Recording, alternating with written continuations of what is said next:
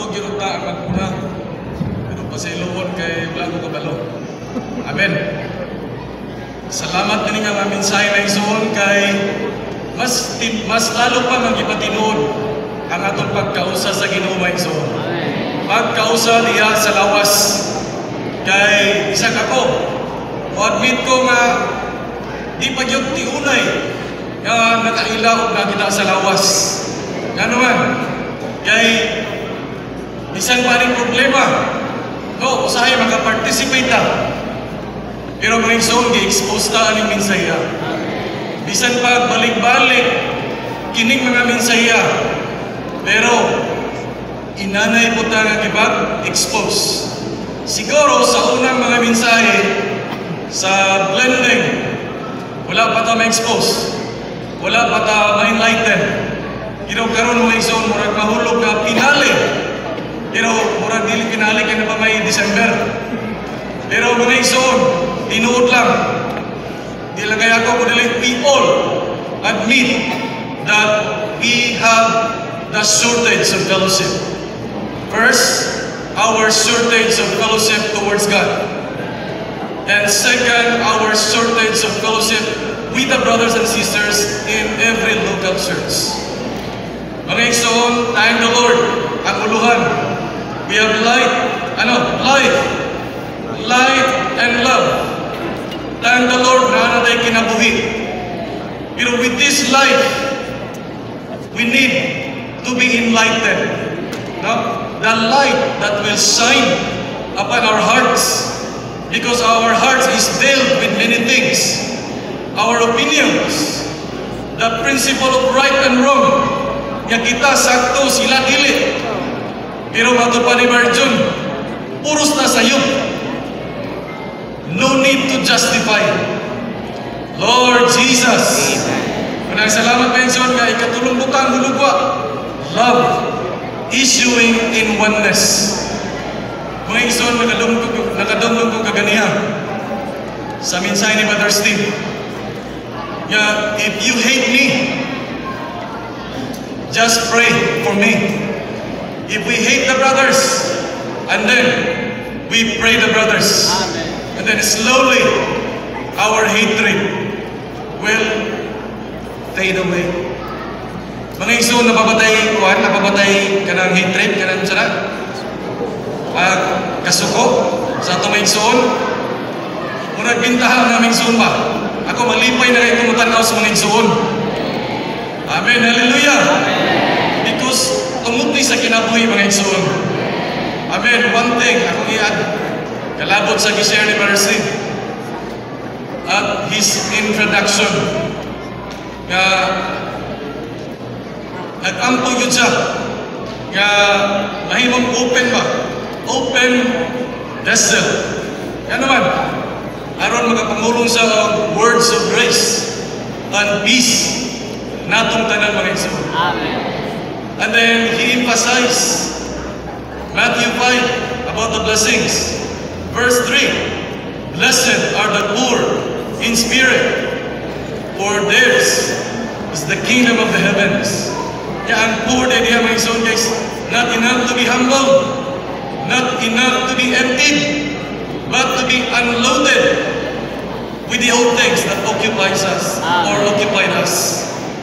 Mga igsoon sa tupagani siguro na-occupahan na, just like a car or kanang winged bag, sa tawag na, puno ka lang siya. So, kinahanglan nga ma-unloaded. Siguro sa itong pagkanin kaganiya, a lot of items na loaded na. Pero thank the Lord for the life, light, and love. Murag, kinikuli na ito, mawala na yun yung mga items, mga butang, mga nag-loaded sa ito mga igsoon. Amen, hallelujah. And then, kalabot sa mensahe karon na, pwede ba? Kalabot sa mensahe karon nga punon mga igsoon ba? There are two things, unique oneness and unique fellowship. Kung may unique mga igsoon, wala na yung makasama pa. Wala na yung number 2, wala na yung number 3. Meaning, beyond compare, Dili na ka maka-compare. Kita daghan man ta diri. Pwede ta maka-compare sa atong gisuot. Pero with regards to oneness, wala na ilaing mga igsuot. When it comes to fellowship, wala na ilaing fellowship. None. Kung wala na may laing fellowship, wala na ilaing pagkausap, we need to take care. Sa Ephesians, no, be diligent. We need to be diligent, not to keep the oneness of the Spirit. Oh Lord Jesus, nagsalamat nga diya sa lawas ng so what governs in the body is the fellowship, the circulation of the blood. While I was sitting with Father Manuel, ang di maabdan, although we hear this many times, pero practically speaking, kung dili ka maabdan sa circulation of the blood, daghang problema na may tabo sa itong lawas na igsoon. Diba? In reality, Lord, we need to seek fellowship. Much more towards the Lord. And with the brothers. Amen. Hallelujah. And then what removes the barriers, what removes the problems among us is fellowship. Amen. Hallelujah. And then regarding fellowship, wala na yung north, wala na yung south. Regarding fellowship, because this is unique. Unique fellowship, mga igsoon. Amen. Hallelujah. Amen. So, we need more fellowship. Kaya ang fellowship today mo itambal, mga igsoon, of all our troubles in the churches today. Amen. Kunya ka na mga problema na ito, fellowship rin yun, mga igsoon. Amen. Amen. And then, one thing more, getting body consciousness. Kita kay wala kita magtagad. We care only for our own. We care only for the brothers and sisters who are very intimate with us.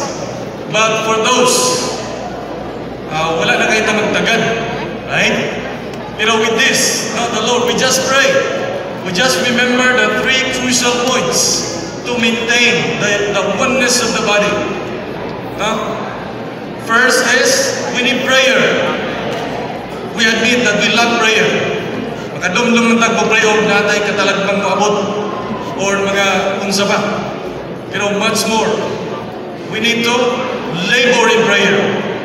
Ikaduha is, so ikaduha, Spirit. We need to be diligent in dealing with the Holy Spirit inside of us. Kaya ang problem, naragin sa ito mga igsoon. Actually, the whole situation, the problem, cannot be blamed to anyone but to our own, ourselves. Amen, Lord Jesus. And the third is we need to toiling the Word of God. Amen, it's not enough with our Bible reading. It's not enough with our morning revival. It's not enough. But we have to go further. Now go on reading. Much more the riches in the ministry. Amen. Praise the Lord. And then we all must learn to live in the fellowship of the body. Even in my own experience, I need to learn with my kauban ako sa buhat. Whatever things I did, they need to know. Kinahanglan silang mahibalo sa akong gibuhat mga igsoon. Amen. That is to keep and to be body conscious and with all the principles of the body mentioned by Brother John.